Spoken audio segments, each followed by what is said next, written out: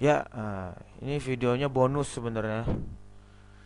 Soalnya ada sedikit tambahan ya. Tambahan yang kemarin video sebelumnya eh ada yang lupa gua kasih tahu lagi. Jadi ini kan kemarin sama ya video yang sebelumnya kan sama ya kurang lebih ya, ada FSH, LH ke sel Leydig ya, FSH ke sel Sertoli. Ini yang ungu-ungu ini sel Sertoli.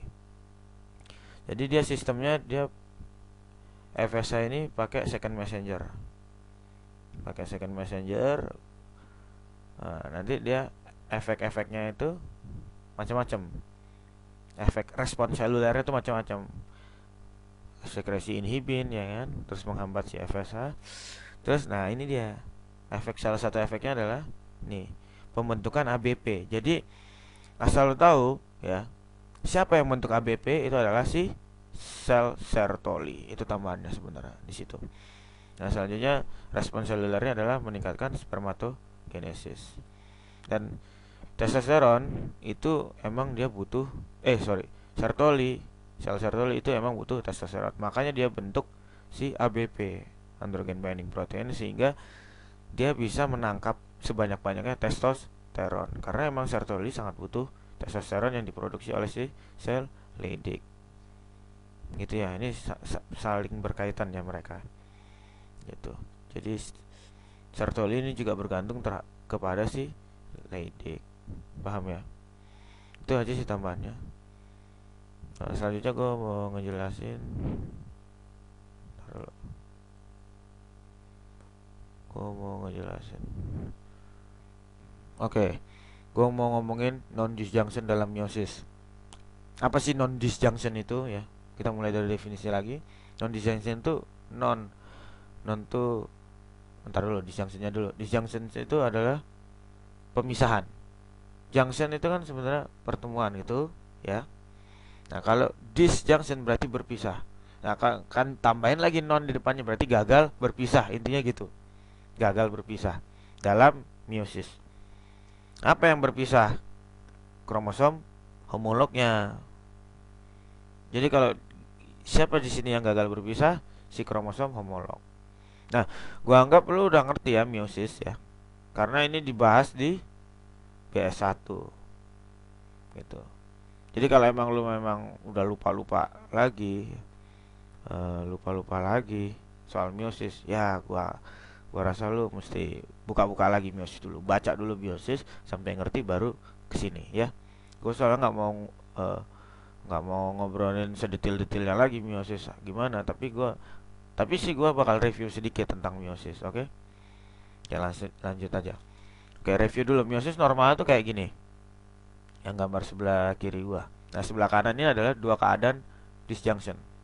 Yang sebelah tengah ini disjunction ketika pada meiosis satu. Yang paling kanan disjunction pada meiosis 2. Nah, oke, kita mulai dari yang normal dulu. Yang normal ini ceritanya diploid ya. Diploid. Lu diploid. Lu eh, lu orang ya, orang yang sudah dewasa itu kan set kromosomnya 2N diploid. Nah, sekarang lu ceritanya mau membentuk sperma atau apalah gitu. Nih, sperma. Mau bentuk sperma lu ini ceritanya. Nah, eh sel sel sel prekursor sperma lu kan tadinya 2N kan di awal. Ya enggak? Nah, 2N itu datangnya, tiap N-nya datangnya dari mana? Dari ibu lu, dari bapak lu. Oh ya, yang biru bapak dah. Bapak ini mak nih, yang merah mak. Yang biru bapak, yang merah mak. Nah, ini disebut 2N. Kenapa gua disebut 2N? Karena ini campuran kan? Campuran dari bapak yang N, dari ibu yang N. Nah, nanti nanti dia akan replikasi. Masing-masing kromosom replikasi. Itu replikasi. Nah, setelah replikasi nanti akan terjadi pemisahan. Pemisahan kromosom homolog. Nah, di sini coba lu mikir. Kalau misalnya eh, hasilnya juga 2, Lu mikirnya ini N apa 2N? Sebenarnya ini adalah N. Kenapa kok gue bilang N? Padahal 2 kromosomnya, bro. Enggak seperti itu. Yang disebut dua set kromosom itu adalah tadi yang gue bilang di awal, perwakilan dari bapak dan ibu. Nah sekarang gue lihat, lu lihat di sini. Ini apa? Bapak dan bapak. Mana ibunya? Bukan diploid itu berarti. Ya, memang set kromosomnya sih kelihatannya 2 di sini. Tapi nggak seperti itu. Apa yang disebut ini? Ini kan duplikasinya ini, duplikatnya ini. Nah, nggak bisa ya. Nah ini juga sama duplikatnya. Gitu. Jadi yang disebut diploid itu ya ini yang kromosom homolognya dan bukan kromosom duplikatnya, gitu loh, intinya gitu, kromosom homolognya. Kalau ini kan kromosom duplikatnya, ya kan? Jadi yang memisah siapa? Kromosom duplikatnya apa kromosom homolognya?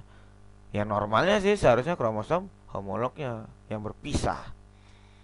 Gitu ya, paham? Nanti di meiosis kedua baru yang berpisah kromosom duplikatnya. Jadi N N N N. Ya paham ya? Ini juga N sih. Ini N N N N. Oke? Normalnya gitu konfigurasinya. Nah, sekarang non disjunction.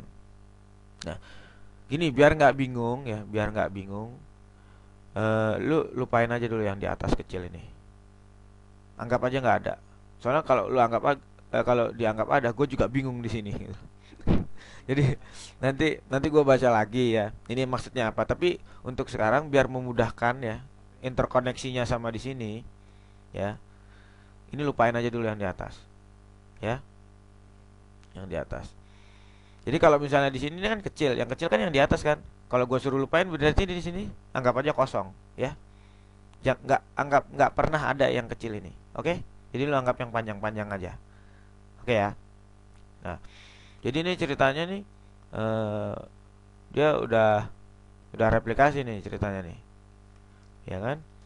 Terus akhirnya meiosis 1 pisah. Cuman gagal. Kalau di sini kan berhasil ya dua-duanya kromosom homolognya. Nah, ini kromosom homolognya gagal berpisah. Sehingga yang di sini kosong. Yang di sini sukses berpisah. Sukses lagi. Cuman masalahnya ya kok sukses lagi. Di sini kan gagal ya. Sukses untuk pertama kalinya tapi ya dari kegagalan. Yang di sini kosong. Mas siapa yang mau pisah? Ya kan? Jadi kosong. Nah, kalau di sini kelebihan sehingga kelebihan 1. Ini kosong. Ini kekurangan 1 malah. Ini kelebihan 1. Makanya disebut N plus 1 karena kelebihan 1. Ini kopong. Yang seharusnya 1 nggak ada. Jadi kekurangan 1. N min 1. Jadi kalau misalnya ditanya konfigurasi set kromosom pada 4 gamet sel yang mengalami non disjunction pada meiosis 1 itu konfigurasinya gimana? 2N plus 1 dan 2N min 1. Paham ya? Kalau normal gimana? Ya 4N. Paham? Oke, sekarang kalau yang ketika non disjunctionnya terjadi pada meiosis kedua. Oke, kromosom homolognya berhasil berpisah. Jebret. Berhasil. Nah, masalahnya pada meiosis kedua, kromosom duplikatnya ini yang gagal berpisah. Sehingga salah satunya ada yang kopong, salah satunya kelebihan 1. Nah, yang berhasil kromosom duplikatnya juga ikut berhasil berpisah kromosom duplikatnya. Sehingga ini normal. Jadi kalau pada non disjunction yang terjadi pada meiosis 2, ya, non disjunction yang terjadi pada meiosis 2 itu set kromosom pada 4 sel gametnya apa? Ini 1N plus 1, 1N min 1 dan 2N. Paham ya? Gitu. Gitu aja sih sebenarnya non disjunction. Jadi ada 2 kemungkinan. Ketika di meiosis 1 gimana, ketika di meiosis 2 gimana. Konfigurasinya gimana? Yang normal gimana? Oke ya, 4N. Ini 2N plus 1, 2N min 1. 1N plus 1, 1N min 1 dan 2N. Paham ya? Oke, lanjut. Nggak mau gerak dia. Nah, gamet yang terbentuk. Ini sebenarnya ngejelasin yang tadi ya. Jadi ketika non disjunctionnya di meiosis 1, N plus 1-nya ada 2. N min 1-nya ada 2. Ketika non disjunctionnya pada meiosis 2, N-nya ada 2.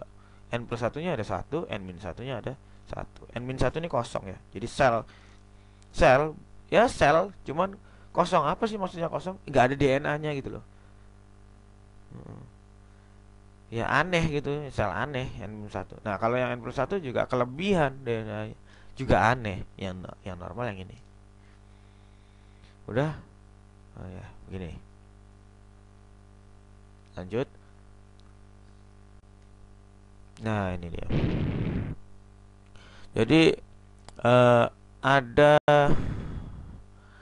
eh, kondisi di mana eh, eh, jumlah set kromosomnya itu eh, nggak normal, nggak diploid, kekurangan atau kelebihan. Nah itu kondisi disebut nggak masuk diploid, nggak masuk haploid ya. Nah itu maksudnya aneuploid. Nah gitu loh. Jadi kayak nol tadi yang kopong atau eh, eh, maksudnya yang sewajarnya gitu loh.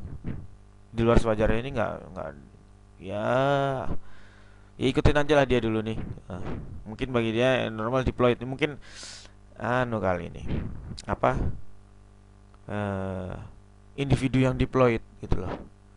Siapa tahu di dalam, kalau di sel gamet kan n. Nah, kalau ini kan sudah individu jadi 2n. Jadi kalau misalnya ada yang 3 triploid, nah ada juga yang nullipoid nggak ada, nah itu masuknya aneuploid.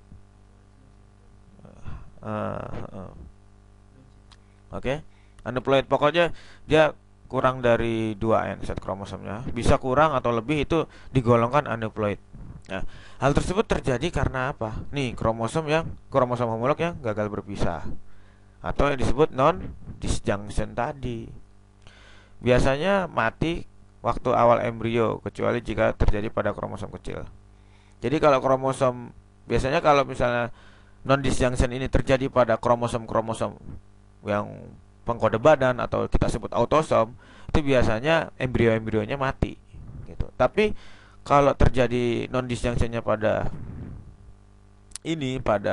gonosom ya, pada gonosom seperti kromosom X, kromosom yang kecil, itu nggak ini nggak membuat fatal ya, nggak mematikan gitu. Nah, non disjunction pada ovum ya atau telur itu eh, insidensinya tuh tinggi pada usia lanjut. Eh, Makin sering tuh pada usia lanjut. Telur matang yang berasal dari oosit primer yang telah istirahat 40 sampai 50 tahun ya. Jadi jangan dibiarin nganggur lah sampai selama 40 tahun gitu loh. Ntar gagal berpisah ya repot semuanya kan. Nah, ini contoh kelainannya nih.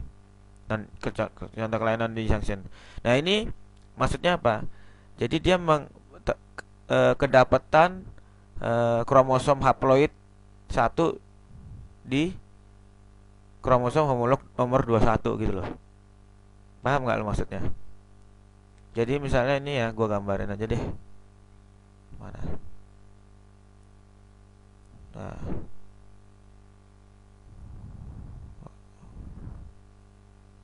colornya oke. Nah, misalnya di sini gua gambarin di sini ya. Ini ada kromosom 21 kan gini misalnya.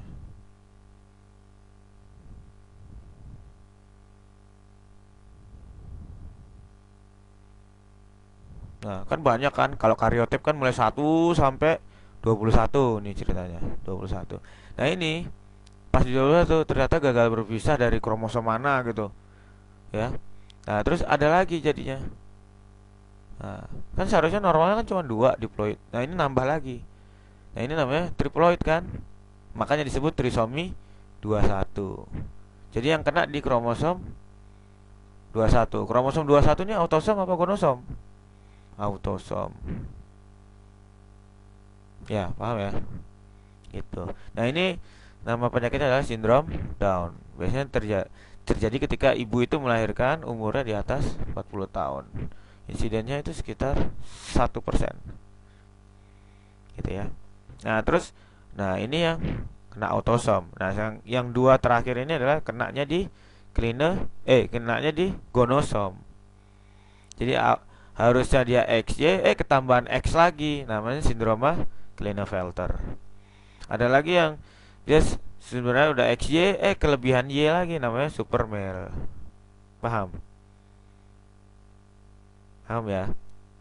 Kalau ini kan cuman kelebihan kromosom homolognya, kelebihan satu, ya kan, autosom, itu sindrom Down. Ini tapi biasanya kalau kromosom yang gede-gede gitu pasti mati kan, dia bilang umumnya mati kan. Ini 21 ini kan lumayan kecil sebenarnya. Dia walaupun autosom jadi lumayan kecil, jadi si anaknya itu sindrom Down ini masih bisa dapat kesempatan hidup, walaupun ya gua rasa juga cepet juga matinya diantar gitu. Nggak bakal umurnya nggak sepanjang orang normal gitu. Nah untuk yang trisomi XXY, nah trisomi ini jadi kedapatan satu ini kromosom X, satu kromosom X. Jadi dia kedapatan tambahan satu kromosom X, jadi XXY. Ini misalnya dia pria, ya misalkan pria kan biasanya Klinefelter. Nah pria kita lihat dia seharusnya XY aja, cuman kedapatan satu kromosom X lagi, jadi trisomi XXY atau sindroma Klinefelter. Terus ada yang dia udah cowok ya, terus kelebihan Y-nya ini super male. Nah, lanjut aja.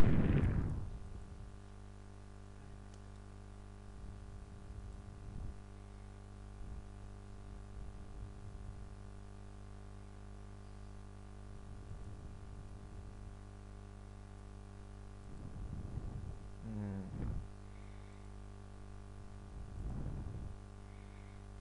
Nah, sekarang yang nah ini loh gambarnya orang sindrom Klinefelter. Klinefelter, nah, lihat. Jadi kelihatan nggak proporsi ya badannya. Jadi ini tangannya lebih panjang, udah kurus, ya tampangnya blow on gitu. Ya, ini. Jadi dia kelebihan kromosom X. Ya, gonosom X. Ini bahaya orang-orang kayak gini nih. Mm-mm. Sindrom Klinefelter XXY. Ya jadi ketambahan ya kromosom satu kromosom X. Ini kan cowok dia, seharusnya XY aja. Oke, beres.